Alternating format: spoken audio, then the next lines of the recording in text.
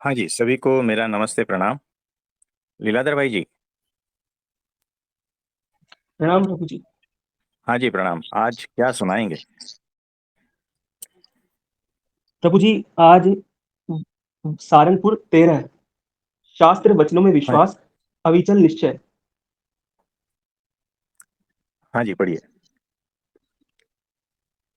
मुक्तानंद स्वामी ने पूछा कि भगवान के स्वरूप का निश्चय होने के बाद यदि वह मिट जाता है तो उस मुमुक्षु को यथार्थ निश्चय हुआ था या नहीं।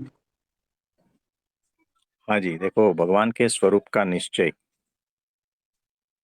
भगवान परब्रह्म परमात्मा, उसका स्वरूप कैसा है और उसमें निश्चय, निश्चय इस तरह से समझो कि चाहे कुछ भी हो जाए, वही है, ऐसा फिट।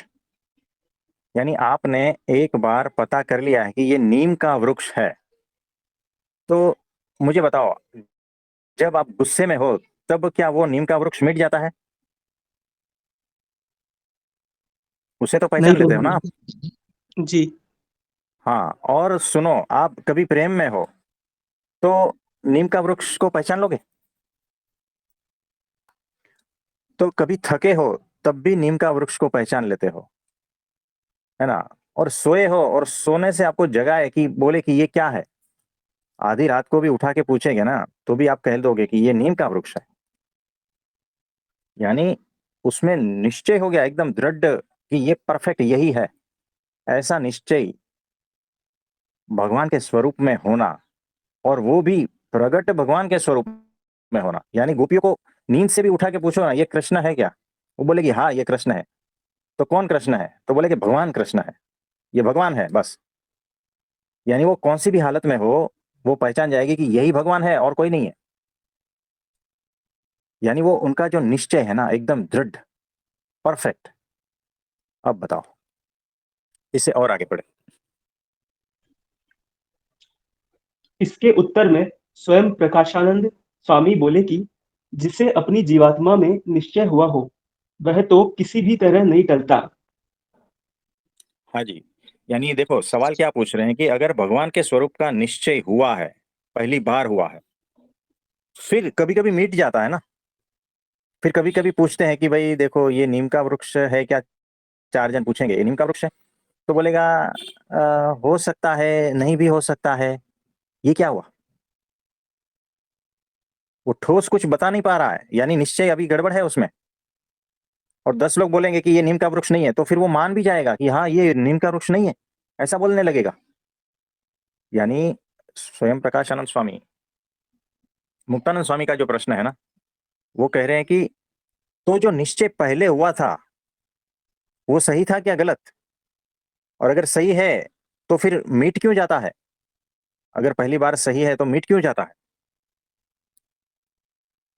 उसके जवाब में स्वयं प्रकाशानंद स्वामी कहते हैं कि जीवात्मा में अगर निश्चय हो गया, यानी परफेक्ट बात बैठ गई, तो फिर वो जो है ना, किसी भी हालत में टलती नहीं। यानी यही परमात्मा है जो मेरे सामने खड़े हैं, जो मनुष्य रूप धारण करके आए हैं, और वो एकदम फिट बैठ गया कि यही परमात्मा है और कोई नहीं है। इस तरह से जब निश्चय होना, ये बहुत कठिन बात है, साधारण बात नहीं है। तो महा महा विद्वान जो है ना, वो भी कृष्ण जी को नहीं समझ पाए थे। महापंडित लोग भी भगवान को नहीं समझ पाए थे। निश्चय नहीं हुआ था। निश्चय होना, जब भगवान प्रकट है, और निश्चय होना बहुत दुर्लभ संगम है ये। निश्चय होना और उसके बाद में उनका आनंद आना, प्रकट भगवान का आनंद आना, उससे बड़ी बात अनंत कोटि ब्रह्मांड में नहीं है। लेकिन ये बात बहुत ही रेयर होती है, बहुत ही रेयर होती है।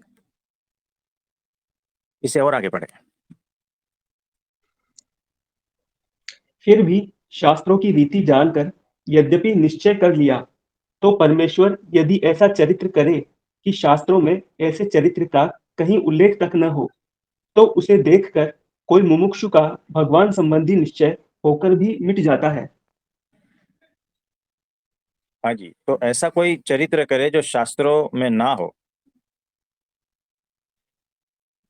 है ना? मतलब यहाँ पर कह रहे हैं, ये तो कोई रीते टड़े नहीं, અને શાસ્ત્રની રીતે જો નિશ્ચય થયો હોય, તો શાસ્ત્રમાં ન મળે એવું ચરિત્ર જ્યારે પરમેશ્વર કરે ત્યારે ભગવાનનો નિશ્ચય હોય તે ટળી જાય છે।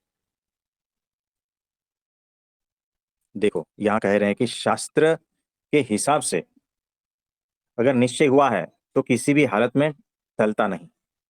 अपने मन से अगर निश्चय किया है तो थोड़ी थोड़ी बातों में वो हिल जाता है और वो निश्चय जो है टल जाता है, ये कह रहे हैं। श्री जी महाराज बोले, इसे और आगे पढ़े। श्री जी महाराज बोले, शास्त्रों में परमेश्वर का सामर्थ्य, उनकी असमर्थता, कर्तृत्व एवं अकर्तृत्व आदि अनेक बातें बताई गई हैं। अतः ऐसा कौन सा चरित्र परमेश्वर ने दिखाया होगा जो शास्त्रों के विपरीत होगा, जो देखकर उसका निश्चय समाप्त हो गया। हाँ जी, यानी देखो शास्त्र में तो परमेश्वर के सारे लक्षण बताए हैं, यानी उसमें जो भी अनंत प्रकार के चरित्र है भगवान के, उसमें भगवान का सामर्थ्य कितना है वो भी बताया है, भगवान की असामर्थ्य कितनी है वो भी बताया। ये चरित्र की बात हो रही है। वो तो सर्वदा सर्व सामर्थ्य युक्त है, लेकिन किसको कितना दिखाना है वो उनके हाथ में है। कभी वो असामर्थ्य दिखाते हैं, यानी उससे जो है ना एक पापड़ भी टूटता नहीं है ऐसा दिखाते हैं। अगर तुमने उस चरित्र में शंका कर दी तो तुम्हारा निश्चय टल जाएगा। यानी भगवान ऐसा कहते हैं कि मैं चल भी नहीं पा रहा हूं। भगवान तो सामर्थ्य है, लेकिन वो अगर कहे कि मैं चल भी नहीं पा रहा हूं, 4 लोग मुझे उठाने के लिए लगेंगे, तो तुम्हें जो है ना शंका आ जाएगी। तुम्हारे भीतर जो है ना वो निश्चय में डगमगाहट हो जाएगी, क्योंकि तुमने शास्त्रों से निश्चय नहीं किया है, तुमने अपने मन से निश्चय किया है, तुमने अपनी मान्यताओं से निश्चय किया है ना। तो तुम्हारा निश्चय डगमगाना होगा ही, उसमें गड़बड़ होगी ही। अगर शास्त्रों के द्वारा तुमने निश्चय किया है भगवान का, तो फिर दुनिया की कोई ताकत नहीं, माया की कोई हैसियत नहीं कि वो उससे दगा पाए। आप समझे? इसे और पढ़े आगे। तब समस्त मुनि बोले, जो शास्त्र सम्मत न हो ऐसा तो परमेश्वर का कोई चरित्र नहीं है। इसलिए हे महाराज, अब यह बताइए कि भगवान का निश्चय होने के बाद भी क्यों मिट जाता है। हाँ, मतलब भगवान का एक भी चरित्र ऐसा नहीं है कि जो शास्त्रों से बाहर है। सारा कुछ शास्त्र के भीतर ही है। यानी उनकी समर्थता असमर्थता, उनका कर्तापन अकर्तापन, सब कुछ उसमें वर्णन है भगवान का। सारे चरित्र, अगर उस सारे चरित्र का वर्णन को देखकर जो सामने प्रकट भगवान है उसका निश्चय हुआ है ना, तो वो किसी के टलाए टलता नहीं, किसी के मिटाए मिटता नहीं। भगवान ये कह रहे हैं, अगर तुमने अपने हिसाब से किया है तो टल जाएगा। इससे और आगे बढ़े। तब श्रीजी महाराज ने कहा, जिसे भगवान का निश्चय होता है वह शास्त्रों के द्वारा ही होता है, क्योंकि शास्त्रों में परमेश्वर के लक्षण भी कहे होते हैं और संत के लक्षण भी लिखे होते हैं। बराबर है, मतलब जो भी निश्चय होता है शास्त्रों के द्वारा ही होता है। यहाँ शास्त्रों को ऊपर रखा हुआ है, ये पूरा का पूरा धागा शास्त्रों के ऊपर है, शास्त्रों को महत्वता दी गई है यहाँ पर। इसे और आगे बढ़े। अतः शास्त्र के द्वारा जो निश्चय होता है वही अविचल रहता है, किंतु बिना शास्त्र के अपने मन से ही निश्चय किया हो तो वह निश्चय मिट जाता है, और धर्म की प्रवृत्ति के कारण भी शास्त्र ही है। हाँ जी, देखो कैसा है कि निश्चय, अब देखो कैसा है कि हमने 2 बार वो जो भाई है ना, राजस्थान से है, हमने उनको कहा था कि हम ऐसा क्या करें कि आप हमें छोड़ के चले जाए, है ना। इसका आंसर इसमें है, आज के वचनामृत में है कि संत ऐसा क्या करे कि संत को छोड़कर आप चले जाए, गुरु ऐसा क्या करे कि गुरु को छोड़कर आप चले जाए, भगवान ऐसा क्या करे आप भगवान को छोड़ के चले जाए। इसका आंसर इसमें है। अगर अपने मन से निश्चय किया है ना कि ये गुरु है, कभी भी छोड़ के चले जाते हो। अगर अपने मन से निश्चय किया है ना कि ये संत है, छोड़ के चले जाओगे। अपने मन से निश्चय किया है ना कि ये तो भगवान ही है, कभी भी जा सकते हो।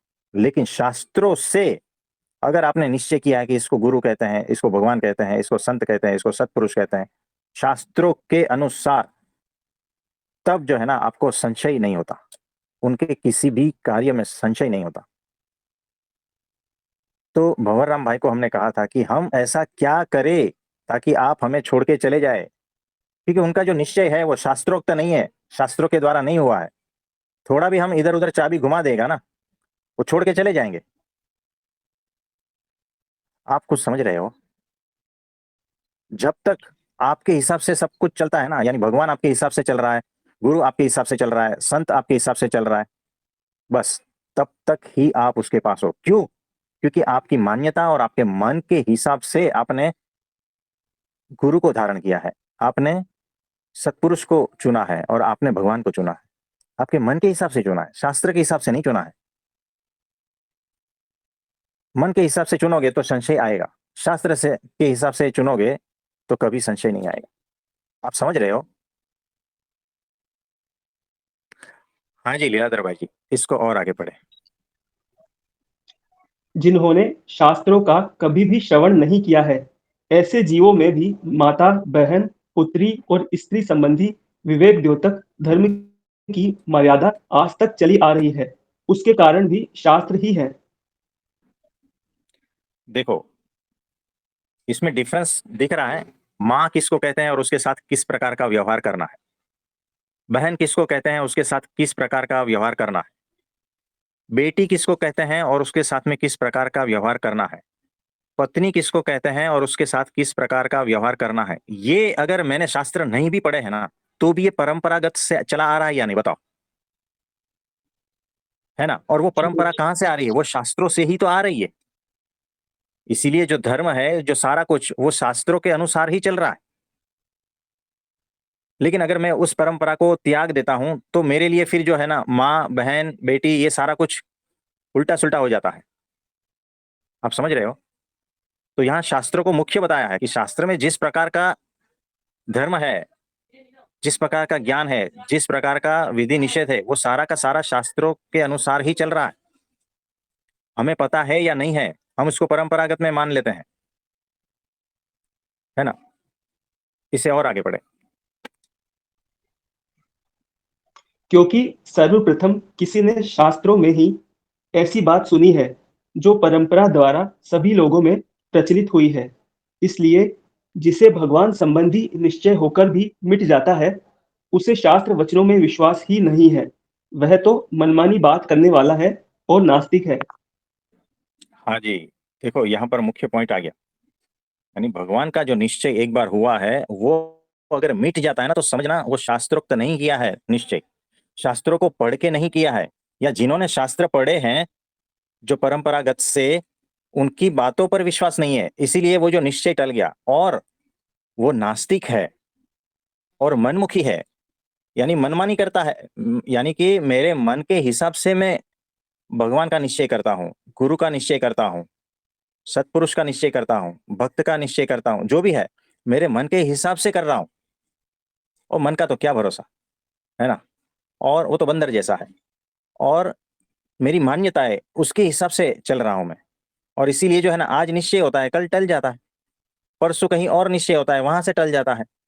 ये जीव जो है भटकता रहता है इसी तरह से, चाहे उसको अध्यात्म में कितनी भी रुचि हो, लेकिन अगर शास्त्र नहीं पढ़े हैं और शास्त्रों के हिसाब से अगर भगवान का और गुरु का निश्चय नहीं किया है ना, तो वो अनंत काल तक भटकता रहेगा, अनंत काल तक। इसे और आगे पढ़े। जिसे शास्त्रों में प्रतीति होती है, वह कभी परमेश्वर से विमुख होता ही नहीं। हाँ देखो, शास्त्र में प्रतीत, यानी जितने भी शास्त्र है, यानी भगवत गीता, उपनिषद, ब्रह्मसूत्र, जो भी है, और भगवान के लीला चरित्र का शास्त्र, उसमें अगर श्रद्धा नहीं है, आस्था नहीं है, विश्वास नहीं है, तो फिर वो भगवान के मार्ग में चलते चलते गिर जाएगा, भटक जाएगा, और भगवान से विमुख हो जाएगा। यानी भगवान के सम्मुख नहीं, उनका मुंह भगवान से विरुद्ध की दिशा में जाएगा, और वो अनंत काल तक नरक में भटकेगा। सोचो। इसे और आगे पढ़े। क्योंकि शास्त्रों में भगवान के अनेक प्रकार के चरित्र हैं। अतः परमेश्वर चाहे जैसे चरित्र करें, फिर भी वे शास्त्रों से विपरीत होते ही नहीं। देखो, यहाँ पर कहा है कि शास्त्र में अनंत प्रकार के भगवान के चरित्र हैं, यानी कोई संख्या है क्या? अनंत यानी क्या? आप गिन पाओगे क्या? यानी गिनती से बाहर इतने चरित्र हैं उनके भगवान के। अब गिनती से बाहर इतने चरित्र है, यानी आपकी बुद्धि में फिट तो होंगे ही नहीं, आपकी मान्यता में फिट नहीं होंगे, है ना? आपके मन में भी फिट नहीं होंगे, आपकी कल्पना में भी फिट नहीं होंगे। यानी कि भगवान के चरित्र इतने अनंत है, और उसमें तुम्हें संशय हो रहा है। और संशय तुम किस प्रकार से कर रहे हो? तुम्हारी छोटी सी मान्यता, छोटे सा मन, छोटी सी बुद्धि के हिसाब से कर रहे हो, और इसीलिए फिट बैठता नहीं। वो 6 स्टैंडर्ड का लड़का जो है अपनी स्केल लेकर जाता है समुद्र को मापने के लिए, और समुद्र किनारे खड़ा रहता है, और वो कहता है कि ये स्केल में तो समुद्र समाता नहीं है, तो इसको समुद्र नहीं कहूंगा मैं, जो मेरी स्केल में समाएगा उसको ही मैं समुद्र कहूंगा।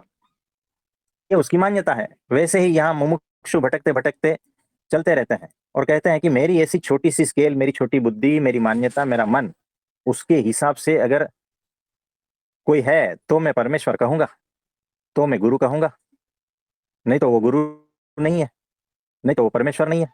आप समझ रहे हो ये क्या हो रहा है? और जब हम गुरु कहते हैं तो अक्षर ब्रह्म सत्पुरुष, अक्षर ब्रह्म गुरु जो गुणातीत है उसी की बात कर रहे हैं, दूसरे गुरु की बात नहीं कर रहे हैं हम, माया वाले गुरु की बात नहीं कर रहे हैं। और जब हम परमेश्वर कहते हैं तब परब्रह्म परमात्मा उसी का ही बात कर रहे हैं। तो उसको मापने के लिए तुम अपनी स्केल लेके जा रहे हो, अपनी बुद्धि, मन, अपनी मान्यताएं, अपनी सी छोटी सी सोच, ये सब लेके जा रहे हो। तुम माप सकोगे क्या? शास्त्रों का तुम्हें कोई ज्ञान नहीं है ना? तो आज तुम्हें वो भगवान दिखता है, कल तुम्हें पाखंडी दिखेगा। तुम्हारा निश्चय इस प्रकार का है। कैसे तरोगे तुम माया को? कैसे तरोगे? जन्म मरण के चक्कर से कैसे छूटोगे? कुछ समझ में आ रहा है? हाँ जी, तो इससे और आगे बढ़े। अतः जिसे शास्त्र वचनों में विश्वास होता है, उसी को भगवान के स्वरूप का निश्चय अटल बना रहता है, और कल्याण भी उसी का होता है। वह कभी भी धर्मच्युत होता ही नहीं। सिंपल सी बात कह दी। शास्त्र के वचन से, उसमें विश्वास श्रद्धा से, उसमें प्रतीति लाकर अगर भगवान के स्वरूप का निश्चय किया है ना, तो कल्याण तो सिर्फ उसी का ही होता है, और किसी का नहीं होता है कल्याण। याद रखना, कल्याण यानी आत्यंतिक मोक्ष, आत्यंतिक मुक्ति। कल्याण यानी आत्म साक्षात्कार और परमात्मा साक्षात्कार, ये बात कही है ना? तो चाहे कैसा भी चरित्र करे भगवान, उसमें वो क्या कहते हैं, भ्रमित होता ही नहीं। वो सदा दिव्य रूप ही जानता है, क्योंकि उसकी दृष्टि जो है ना, अब मनुष्य भाव वाली नहीं रही। दोष युक्त दृष्टि मिट चुकी है, अहंकार मिट चुका है, और सब जगह उसे दिव्यता ही नजर आती है। जब ऐसा हो जाता है तो उनका तो कल्याण हो ही गया। तो परमात्मा साक्षात्कार हो जाता है तो उनकी दृष्टि दिव्य हो ही जाती है, और कल्याण भी उसी का ही होता है। और धर्म में से कभी भी वो हिलता ही नहीं, गिरता ही नहीं, भटकता ही नहीं। आप समझे? तो कभी भी मन से, अपने मन से, अपनी मान्यताओं से, अपनी बुद्धि से भगवान का निश्चय कभी भी होता ही नहीं, और होगा तो टिकता भी नहीं, और कल्याण भी नहीं होगा। यानी भटकते रहते हो। तो कल्याण का एकदम शॉर्टकट बता दिया है, मोक्ष का एकदम शॉर्टकट बता दिया है कि किस प्रकार से निश्चय करना है। और ऐसा अटल निश्चय, दृढ़ निश्चय जब होता है तो कल्याण तो उसी का ही हो गया, बात खत्म हो गई। भगवान ने कह दिया। कितनी सरल सी बात है, लेकिन हम प्रयत्न नहीं करते, हम शास्त्रों को पढ़ने का प्रयत्न नहीं करते, है ना? कोई बात नहीं। इसमें और कुछ पूछना चाहते हो आप? हाँ प्रभु जी। हाँ जैसे जी, प्रभु बोलिए। जी, शास्त्र पढ़कर हम्म। इंसान जैसे माता पिता बहन भाई इसमें तो समझ सकता है वो। हाँ। लेकिन लेकिन बिना प्रगट भगवान के अगर वो हम्म। शास्त्र पढ़ रहा है तो खुद से पढ़ रहा है, तो वो प्रगट भगवान का निश्चय कैसे करेगा शास्त्र से? हाँ देखो, शास्त्र देखो, जब तक प्रगट भगवान नहीं है, जब तक गुरु जीवन में नहीं है ना, तब तक शास्त्र तो पढ़ो कम से कम, थोड़ा बहुत आइडिया तो आएगा ना। जैसे इसका मैं एग्जांपल लेता हूँ कि किसी को पता नहीं, एक व्यक्ति है उसको पता नहीं कि डॉक्टर किसको कहते हैं, ठीक है। अब कहीं से उसके हाथ में एक बुक स्टॉल पे से बुक आ गई हाथ में, और उसमें कहा था कि डॉक्टर के लक्षण, डॉक्टर को कैसे पहचाने, 100 पत्ते की बुक है, उसने खरीद ली।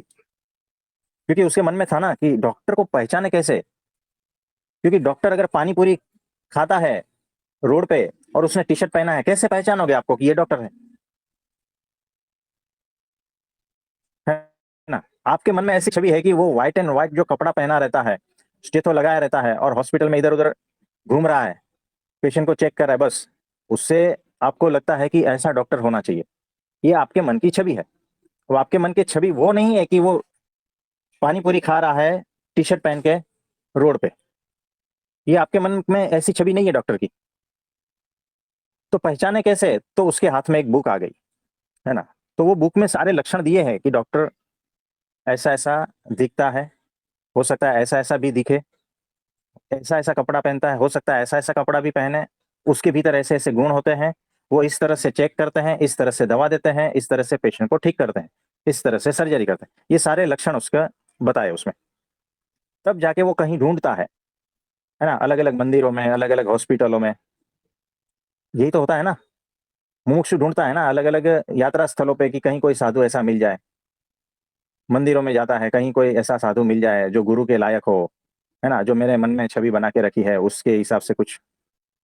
यहाँ तो देखो कैसा होता है कि 5 दिन वो खाना नहीं खाता है, और आपने मान लिया ये गुरु के बनने के लायक है। अब 5 दिन क्या 10 दिन भी कोई खाना नहीं खाता है, तो क्या गुरु बनाने के लिए लायक है? तुम उसको पूजने लगते हो। तुमने शास्त्रों से वो ये सारा कुछ इकट्ठा नहीं किया है, तुमने अपने मन में बनाया है, किसी ने बात बता दी है। हमारे पास एक भाई है, वो उसके गुरु के पास जाता है, उसमें अटल श्रद्धा है। क्यों? वो 1 बरस से सिर्फ नींबू शरबत पी रहा है। तो नींबू शरबत पीने से और तुम्हारे भीतर काम क्रोध लोभ मोह वासना जो है उसको हटाने से कोई संबंध है क्या, बताओ? कुछ भी संबंध नहीं है। तो उसको गुरु बनाया है, और वो गुरु की कोई सामर्थ्य ही नहीं है, सिर्फ नींबू शरबत पीता है। उसके भीतर जो है काम क्रोध लोभ मोह ये सब कुछ है, उसका उसका ठिकाना नहीं है। तो तुम क्यों गुरु बना रहे हो, इसके पीछे तुम्हारा क्या मोटिव है, पर्पस क्या है, ये भी तक तुम्हें पता नहीं। तुम इतने बेहोशी में चल रहे हो, और किसी ने नींबू शरबत 1 साल तक पिया है तो उसको गुरु बना लेते हो, तुम उसको भगवान बना लेते हो। तुम थोड़ा सोचो ना, होश में तो आओ, तो लक्षण का पता चले, है ना। तो इसीलिए शास्त्र जब तक नहीं है तब तक थोड़ा बहुत अंदाजा तो होता है ना। यानी शास्त्र से थोड़ा अंदाजा हो जाता है जब तक प्रगट सत्पुरुष नहीं है। और जिस दिन प्रगट सत्पुरुष मिले तो शास्त्रों का इतना वैल्यू नहीं है, लेकिन शास्त्रों में जो देखा है उसके हिसाब से तो आप ढूंढोगे ना प्रगट सत्पुरुष।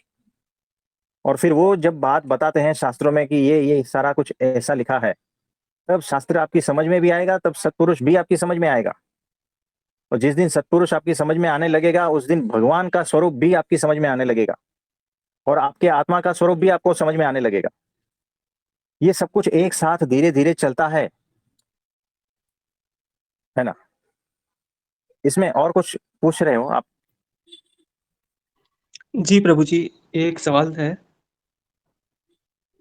किसी की अपने गुरु में दृढ़ प्रीति रही या स्नेह रहा, पर अब वो नहीं है, और हम्म। प्रगट गुरु है उस उनकी जगह पर। हाँ। मतलब उनकी जाने के बाद कोई दूसरे गुरु हैं, वो प्रगट गुरु हैं, प्रगट भगवान हैं।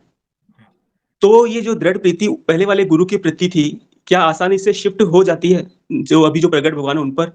अगर रोज वो 3 घंटे भक्ति में दे रहा है अपनी, और हम्म। 2.5 घंटे प्रगट भगवान को याद करता है, तो हम्म। क्या 30 मिनट उसमें से वो अपने गुरु को याद नहीं कर सकता, अपने उस प्रेम के कारण जो उसके अंदर अपने गुरु के प्रति रहा?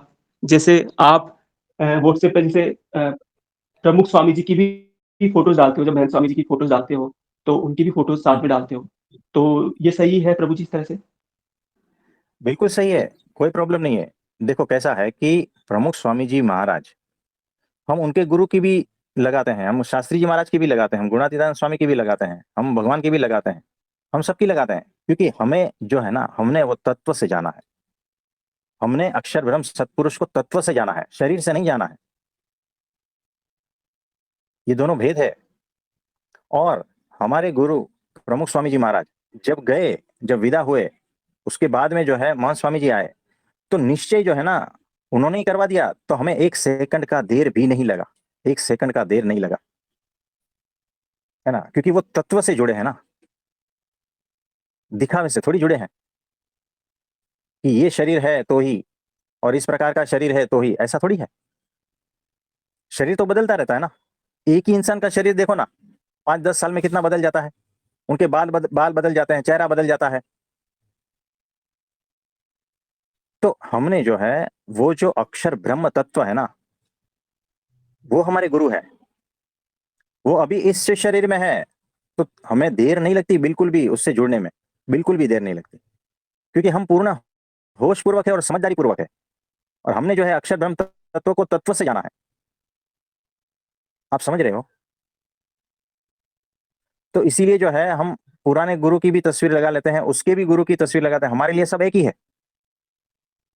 लेकिन अभी जो प्रकट है, वो हमारे लिए मोक्ष का द्वार है। इस वक्त जो प्रकट है, हम उससे जुड़े हैं। हम प्रेजेंट मोमेंट में सतत रहते हैं। आप समझे? हाँ जी। इसमें और कुछ प्रश्न पूछना चाहते हैं? प्रभु, जैसे आपने कहा कि अभी हम प्रेजेंट मोमेंट में सतत रहते हैं। जब प्रेजेंट मोमेंट में सतत रहते हैं, तो उस टाइम खुद की अवेयरनेस या होश में रहने पर फालतू चीज़ें ना सुनने का मन करना, सिर्फ अपने में ही रहने का मन करना, क्या ये सही सही रहा है? सही है ना। फालतू चीजों को क्यों सुने? फालतू मेरे लिए वो है जो भगवान के रास्ते से मुझे हटा दे, चाहे फिर वो किसी भी प्रकार का हो, है ना। यानी मैं भगवान के रास्ते चल रहा हूं और कोई ज्ञान की बातें करे, वो भी मेरे लिए फालतू लग सकती है। क्यों? क्योंकि वो ज्ञान भी जो है ना, मुझे वहां से हटा रहा है। कोई तपस्वी आके खड़ा रह जाए और वो अपना बड़बड़ चालू कर दे, और मैं भगवान के रास्ते से हटने लगता हूं, तो मैं उसका भी त्याग कर दूंगा, चाहे वो कितना भी बड़ा तपस्वी क्यों ना हो, कितना भी बड़ा ज्ञानी क्यों ना हो। माया जो है ना, ज्ञान के रूप में भी आती है। आप समझ रहे हो? हाँ जी, माया हाँ जी। सिर्फ अंधकार का रूप धारण नहीं करती है, भ्रम का रूप धारण नहीं करती है। माया तो भगवान का भी रूप धारण कर लेती, गुरु का भी रूप धारण करती है। कैसे बचोगे? बहुत सावधानी है। तो सही बात कह रहे हो कि प्रेजेंट मोमेंट में ही रहना है, भगवान में ही रहना है ना। माया किसी भी हालत में आपको गिराने की कोशिश करेगी। भगवान के हाथ में जो है ना, उसको भी छीनने की कोशिश करता है। और भक्त जो है ना, भगवान के हाथों में रहता है। याद रखना, भगवान का हाथ पकड़े हुए चल रहा है भक्त। ऐसा समझ लो कि एक पतला सा पगडंडी है, और दोनों तरफ तालाब है, और दोनों तरफ तालाब में बड़े बड़े मगर है, और आप और गुरु चले जा रहे हो उस पतली सी पगडंडी पर। गुरु को कोई खतरा नहीं है, क्योंकि वो माया से पार है। तुम फंस जाओगे, तुमने गुरु का हाथ पकड़ा है, लेकिन तुम्हें ऐसा लगता है कि ये जो मगर है ना, चलो देख तो लूं, उसको स्पर्श कर लूं, दिखता तो बहुत अच्छा है ना। उसके दांत देखो कैसे चमक रहे हैं, उसकी आंखें देखो कैसी चमक रही है, स्पर्श करने को मन होता है। तुम चल रहे हो गुरु का हाथ पकड़ के, भगवान का हाथ पकड़ के, और अनंत मगरमच्छ दोनों साइड मुंह फाड़ के बैठे हैं। वो माया है, याद रखना। वो किसी भी तरह से जो है ना, तुम्हें ललचाएगी और तुम्हारा ध्यान भटकाएगी। और जैसे ही भगवान का और गुरु का हाथ छोड़ा, गए काम से। उसके लिए जो है ना, एक ही कोर काफी है तुम्हारा, है ना। एक ही कोर में तुम पूरे के पूरे वो निगल जाएगी। और माया तो है ना, आत्मज्ञानियों को भी निगल लेती है, याद रखना। कुछ समझे? हाँ जी, हाँ जी। तो बहुत सावधानी पूर्वक प्रेजेंट मोमेंट में भगवान के साथ, गुरु के साथ, बहुत सावधानी पूर्वक। माया आपका मित्र बन के आएगी, माया आपका साथी बन के आएगी, माया आपका गुरु बन के आएगी। बहुत सावधानी, कहां कहां तुम ये करोगे, कहां कहां से बचोगे। तो निरंतर भगवान से प्रार्थना करना कि हे भगवान, आपका हाथ ना छूटे, आपका साथ ना छूटे, बहुत ही आवश्यक है। सबसे पहली प्रार्थना तो यही करनी है। आप समझे? हाँ जी, प्रभु जी, जो सच्चे संत होते हैं, हर पल प्रेज़ेंट मोमेंट में रहकर जब वो मायातीत बन जाते हैं, तो ये भी एक उनकी ख़ास निशानी होगी। और जैसे अब आप हमें गाइड कर रहे हैं, तो ऐसा तो कोई और गाइड नहीं करा आज तक किसी ने, ये भी पता चलता है आपको सुनने से। तो मतलब ये भी एक, मतलब हमने चाहे शास्त्र पढ़े हैं या नहीं पढ़े हैं, तो ये एक प्रखर निशानी है कि भई हमें प्रेज़ेंट मोमेंट में रहने के लिए आप कह रहे हो। हर पल मगरमच्छ माया तैयार खड़ी है खाने के लिए। पेरीफेरी और सेंटर का खेल आप ही ने समझाया है। हाँ तो जी, ये तो भी बराबर है। सारा कुछ हमने समझाया है, बहुत सारे सत्संग पढ़े हैं, उसमें बहुत सारा कुछ भरा पड़ा है। आज आपको नहीं समझ में आएगा तो साल भर के बाद में सुनोगे तब समझ में आएगा, है ना। तो बहुत सावधानी पूर्वक इसमें आगे बढ़ना है। और आपके लिए और सबके लिए प्रार्थना करते हैं कि भगवान का साथ न छूटे, भगवान हमेशा साथ में रहे और उनकी कृपा सदा सब पे बनी रहे, ऐसा भगवान से प्रार्थना करते हैं। ठीक है। हाँ जी, नमस्ते नमस्ते।